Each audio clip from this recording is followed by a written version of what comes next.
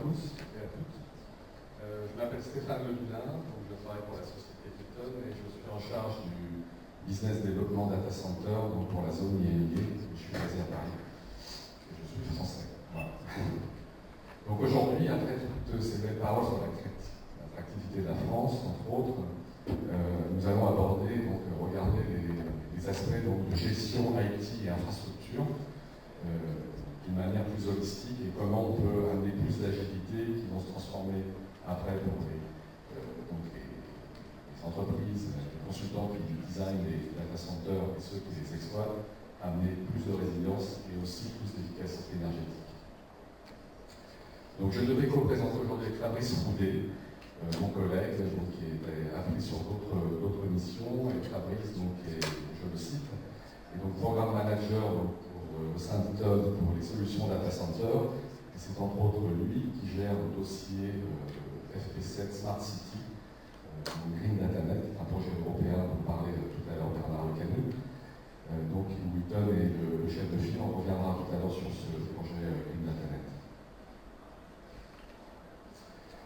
Les slides sont en anglais, vous m'en excuserez, mais je pense que ça ne devrait pas gêner la plupart des personnes dans la salle. Donc aujourd'hui, pour supporter une IT moderne, ça procède de trois résultats majeurs. Donc le premier, c'est d'assurer d'abord la continuité des business, la business continuity, réduire les risques et aussi gagner du temps. Donc ce sont vraiment trois items majeurs qui aujourd'hui sont encore trop regardés en silo, comme silo donc, avec le facility management d'un côté, donc les gens qui sont vraiment orientés space, facilities, utilities, et puis les data center managers, les IT managers, les responsables de sécurité informatique. Donc ce fonctionnement en silo, on en parle depuis déjà pas mal d'années, et donc j'étais à Londres il y a 15 jours, et je discutais avec un analyste du 451 Group, qui fait assez référence dans le domaine du data center, qui disait aujourd'hui, la question n'est plus de faire un pont entre les gens qui facilitent et les gens d'IT. Il faut fusionner ces activités ensemble de manière à refondre la conception et les opérations des data centers. C'est ce qu'on fait très bien les GAFA, Google, Apple, Facebook, Amazon, qui sont passés et qui sont scratch pour la définition, la conception de data center, avec des résultats qu'on connaît. Certains qui ne supportent pas les mêmes types de charges, etc., qui ont une redondance logicielle à notre niveau, certes, mais cela dit, ils ont fait d'énormes progrès. Et avec Open Compute, aujourd'hui, on s'aperçoit qu'ils obtiennent des résultats assez exceptionnels, par exemple en termes de PU sur les data centers. Donc réduire le temps, c'est aussi important, réduire les risques bien évidemment avec l'actualisation d'aujourd'hui, qui s'est caractérisée par une phase de consolidation. Aujourd'hui, globalement dans le monde, on est virtualisé à peu près à 50-60%. Il y a encore 40 à 50% de boulot à faire. Par contre, quand on arrive aux outils de live migration, tels que Vimnotion par exemple, pour aller jusqu'au bout de la démarche de la virtualisation, et pouvoir donc optimiser le nombre de serveurs virtuels sur un serveur physique, il y a guère plus que 40% effectivement des responsables de data center, des responsables IT, qui mettent en place ces outils. Donc ça, c'est encore un point important, et aujourd'hui, c'est encore la peur et l'incertitude, entre guillemets, de la charge analytique demain qui freine donc, ces gens pour mettre en place ces outils. Donc aujourd'hui, c'est ce que je disais tout à l'heure avec l'exemple des Giants, que tout le monde connaît, les organisations vraiment avancées ou modernes, entre guillemets, donc, exploitent les fonds fonctionnels en IT dans l'infrastructure de manière holistique et coordonnée. Donc aujourd'hui, dans ce monde moderne et très hautement virtualisé, en termes de challenge, quels sont ceux auxquels on a à faire face?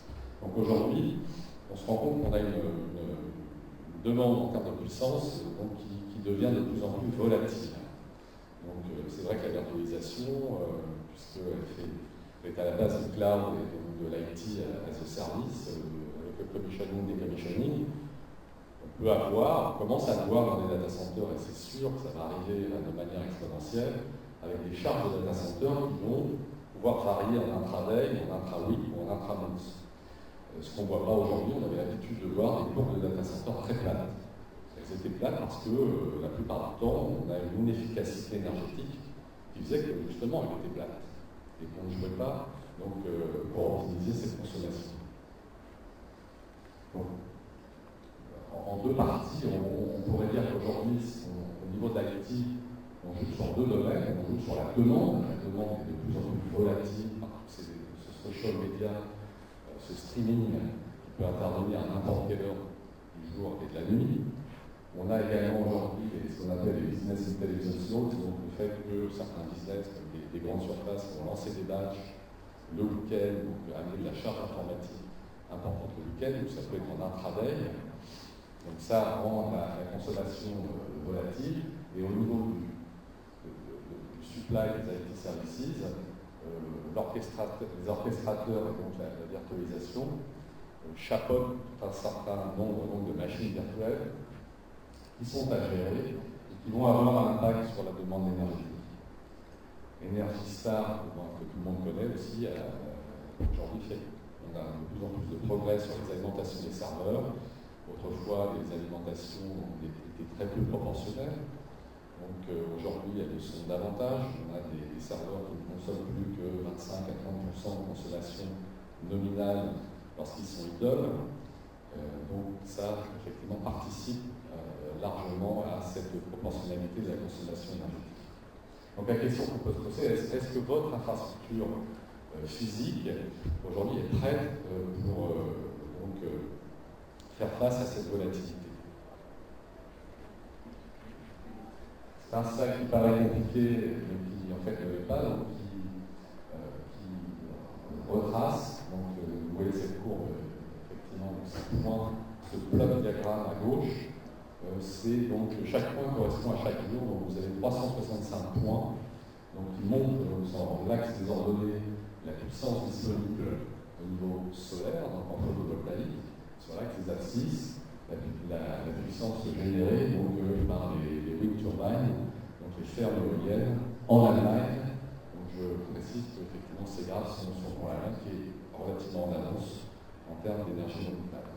Donc ce qu'on voit, c'est qu'on a beaucoup d'énergie qui est davantage solaire que éolienne. Donc gros challenge, parce qu'effectivement le solaire, on a de l'énergie du jour, on n'en a pas la nuit, on a la l'électricité l'hiver.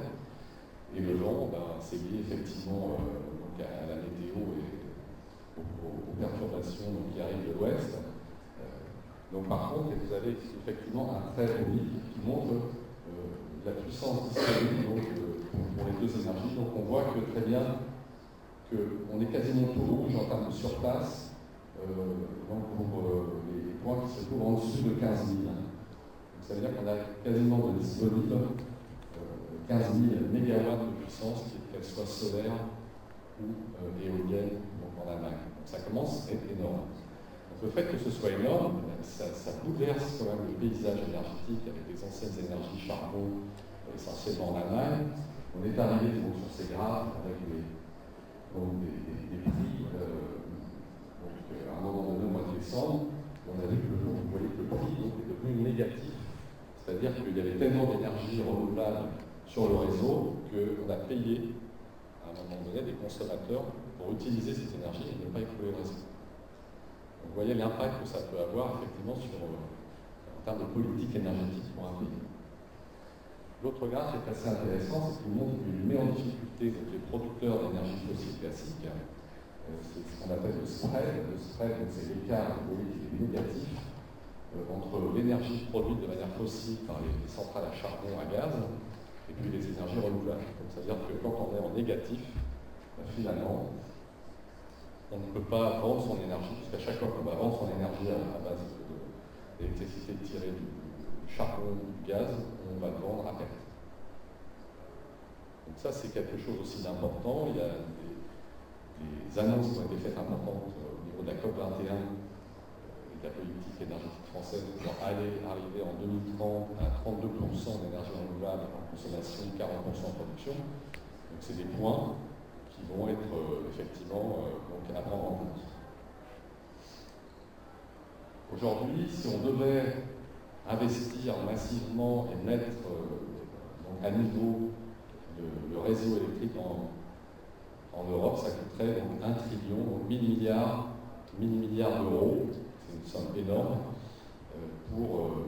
pour bâtir, mettre à niveau les infrastructures existantes, bâtir de nouvelles infrastructures de distribution électrique entre les points de production du photovoltaïque et de l'éolien qui ne sont malheureusement pas aux endroits de consommation. Donc ça c'est un problème important. Il va falloir aussi construire donc des capacités de stand-by pour permettre d'effacer, stocker et effacer les pics de consommation. Donc il y a un environnement géographique et temporel qui fait que c'est très difficile d'investir une somme pareille dans un minimum de temps. Il y a des best practices, il y a des choses qui peuvent être faites à court terme ou moyen terme, sachant que ces investissements-là sont dans le long terme des investissements. Donc le deuxième point, c'est est-ce que l'infrastructure physique aujourd'hui est prête aussi à prendre en compte cette volatilité, de manière à aujourd'hui avoir un niveau de résilience et d'efficacité énergétique important. Donc si on revient de manière un peu plus concrète sur les architectures de data center, le dilemme, ce que j'appelle le dilemme de l'architecture, c'est on doit un certain nombre de SCD, on doit un certain niveau de redondance, donc assez souvent pour un data center de chaîne critical, on va être en 2N, voire 2N+1, et avec notamment donc, des UPS qui vont fonctionner dans le meilleur des cas à 37% de fonctionnement, dans le meilleur des cas, réellement, lorsqu'on fait quelques audits, on s'aperçoit qu'on est à moins de 20%, et même parfois encore moins. Donc 20%, c'est très faible, et comment concevoir une installation qui puisse être à la fois fiable et être à la fois efficace dans ce domaine-là, c'est un peu la question. Donc, je voulais attirer votre attention sur, mettre le focus sur les pertes fixes. Donc le message, c'est de regarder de très près les pertes fixes dans vos installations de manière à gagner de l'argent. Ça, c'est un graphe qui montre donc, un data center typique avec la consommation, la production d'énergie d'un côté, et la consommation électrique IT sur le reste des axes. C'est un cas typique d'un data center de 2000 kW, donc 2000 kW à l'entrée, 1000 kW en charge IT, ce qui fait un PUE de 2. Mais ce PUE de 2 se subdivise en ce qu'on appelle le proportional overhead et le fixed overhead, donc c'est les coûts fixes et les coûts variables. Et vous voyez sur un 2N+1, tier 3, classique, un data center d'il y a 10 ans, donc c'est pas si vieux quand même, 2005, on se retrouve avec 650 kW de charge fixe. C'est-à-dire que avant même de tirer le premier kilowatt de charge IT, vous avez déjà 650 kW de consommation dans vos transformateurs, dans vos UPS, dans votre cooling, dans vos PD, etc. C'est énorme. Et le PUE de 2, en fait, il se décompose en 1,35 de proportionnel et 0,65 donc en fixe. La première chose à faire, si on veut être efficace, c'est déjà de targeter ces pertes fixes, ces coûts fixes. On peut faire l'analogie en analyse financière avec les coûts variables et les coûts fixes. Le PUE n'est pas proportionnel, vous le voyez bien, et la LTO, donc la charge informatique, va devenir de plus en plus volatile. Ça veut dire qu'on va être confronté à ces problèmes de coûts fixes de manière plus évidente dans les mois et les années qui vont venir. Donc, nous, chez Eaton, qu'est-ce qu'on propose on est depuis déjà longtemps, aujourd'hui, depuis 2007, on propose donc des power chains, et là en l'occurrence des onduleurs, auto-adaptatifs. C'est-à-dire que l'onduleur s'adapte à la consommation et avec une conception modulaire. Vous voyez, les UPM sont des différents modules pour faire une chaîne complète UPS. Les modules vont se mettre donc, en veille active en fonction du niveau de redondance souhaité et de la consommation réelle. Et je précise, en mode double conversion. Donc ça, c'est assez intéressant parce que du coup, pour réduire vos pertes fixes, la modularité est nécessaire. Mais pas à n'importe quel prix. Il faut amener des algorithmes qui vous permettent de sécuriser, de faire ça de manière complètement sans risque. Donc les gains sont énormes, parce que vous êtes sûr dans ces cas de figure de targeter toujours le point maximum du rendement de vos chaînes de production d'énergie cyclo. Et c'est fiable, puisque chez nous, on a lancé ça en 2007, notre centre de R&D et de production pour la zone lignée se trouve en Finlande, à Helsinki. On a déjà livré plus de 5 GVA de ce type d'onduleur et qui fonctionne comme ça depuis 2007. Donc on s'adapte, follow de l'autre, on suit la charge. Le step 2, c'est cette fois-ci de fonctionner non plus en double conversion, mais en double conversion en demand, c'est-à-dire qu'on est pris sur le réseau filtrant donc les perturbations principales. Et là, dans ce cas-là, effectivement, dès qu'on détecte et qu'on sort des cohérences, l'onduleur ou les onduleurs vont switcher obligatoirement en double conversion réelle en moins de 2 millisecondes. Donc, et là, effectivement, le rendement passe à 99,2, 99,3. Donc ça aussi, chez Eaton, c'est une solution qui a été lancée depuis 2016. Donc maintenant, on a 8 ans d'expérience dans ce domaine-là, de par le monde, puisque nous fabriquons aux États-Unis pour les Amériques, nous fabriquons en Finlande pour la zone irriguée et en Chine pour la zone Asie. Alors si on regarde un graphe de près, c'est un graphe de rendement qui n'est pas Eaton, qui est tiré de ETL. ETL, c'est un organisme anglais qui gère donc, le Carbon Trust au UK. Et vous êtes obligé donc, de parce que vous devez vendre au UK et que si vous êtes opérateur data center et bénéficier notamment d'amortissements plus courts permettant d'amortir des équipements de cooling, de distribution électrique en 18 mois au bout de 5 ou 6 ans, vous êtes obligé d'être efficace et de faire part de vos courbes de rendement. Donc aujourd'hui, là, vous voyez très bien, on est sur un système de 20 MW modulaire, où même à 13% de charge, on atteindra par ce jeu de modules qui vont venir s'enclencher et se mettre en veille active au bon moment, on peut atteindre 13%, à 13% de charge, 96% de charge. C'est énorme. Et c'est typiquement le type de solution qui vous permet de réduire vos coûts fixes. Le décret est important parce que 6% sur 10 MW, c'est 500 kg par an. Donc je me demande qui, dans cette salle, refuserait de faire l'économie de 500 kg par an.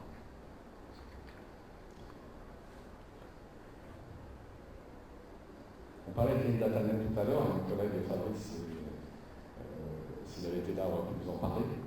C'est un projet de FP7, Smart City. Et donc, Eaton est chef de file de ce projet qui englobe donc, des sociétés aussi importantes comme le CEA, comme l'Institut Polytechnique de Lausanne, donc, qui possède quand même un gros labo de recherche et qui travaille sur les algorithmes de déplacement de marché virtuel en fonction de la température extérieure et de l'impact que ça peut avoir sur la consommation. Nous avons également Nissan, et pendant cette semaine du COP21, donc une annonce va être faite avec un partenariat entre Nissan et Eaton pour l'utilisation des batteries lithium-ion qui sont dans les véhicules électriques, la LIF, de manière à les récupérer et donc en récupérant ces batteries, effectivement, on rend la filière plus verte. Et puisque ce sont les batteries d'occasion, entre guillemets, des batteries de ces livres qui sont plus bonnes, parce qu'effectivement, plus vous faites de kilomètres, au bout d'un moment, vous allez retourner à la bande de recharge un peu trop souvent. Donc Nissan va récupérer ces batteries, en fournir des nouvelles pour ces véhicules, et nous récupérons donc, ces batteries lithium-ion que vous allez voir tout à l'heure, pour faire du stockage d'énergie. Donc le prototype que l'on a développé au sein de DataNet, c'est de travailler sur une base d'un onduleur classique, mais au lieu d'utiliser des batteries au plomb, on utilise ces batteries Nissan. Vous voyez, ce sont des batteries type plancher, on appelle ça de la batterie un peu pizza, parce qu'elle se trouve sous le plancher de la voiture, entre les deux essieux. Et donc avec ce type de batterie. L'avantage du lithium-ion, c'est qu'on pouvait faire un cycle quasiment infini de charge et décharge. Elles ne sont pas sensibles à la température. Donc, vous pouvez très bien les mettre dans un container sur une place de parking dehors. Vous n'êtes pas obligé de les mettre dans vos salles techniques de data center, c'est un avantage. Et donc le proto, c'est 96 kWh, donc 4 batteries de LIF. Et c'est typiquement donc un projet qui permettra de stocker de l'énergie venant des énergies renouvelables quand elles sont abondantes et donc pas chères, voire gratuites, voire, comme je vous l'ai montré tout à l'heure, être payées pour pouvoir l'utiliser et la réutiliser à d'autres moments. Donc au sein des data centers, ça peut être une application intéressante quand il y aura des mesures peut-être un peu plus coercitives et des mécanismes d'effacement plus clairs, puisque le but c'est de donner de l'argent aux opérateurs de data centers, une somme d'argent au mégawatt à effacer, sachant que l'effacement en France, où on parle d'effacement court, vont être de 2, 3, 4 fois par an maximum en fonction des pics. Donc pour faire ça, le stockage sur batterie lithium-ion peut être une solution.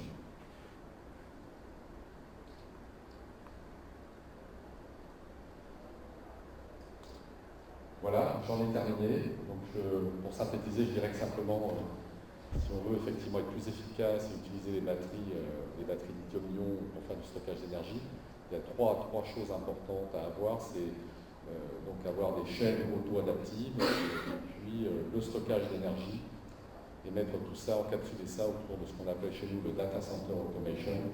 C'est avoir effectivement une boucle rapide au niveau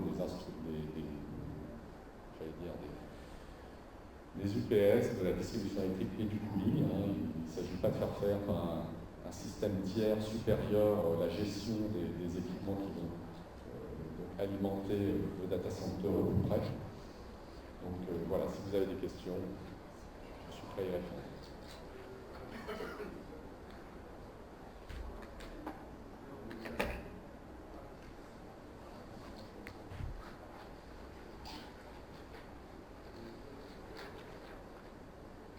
Merci.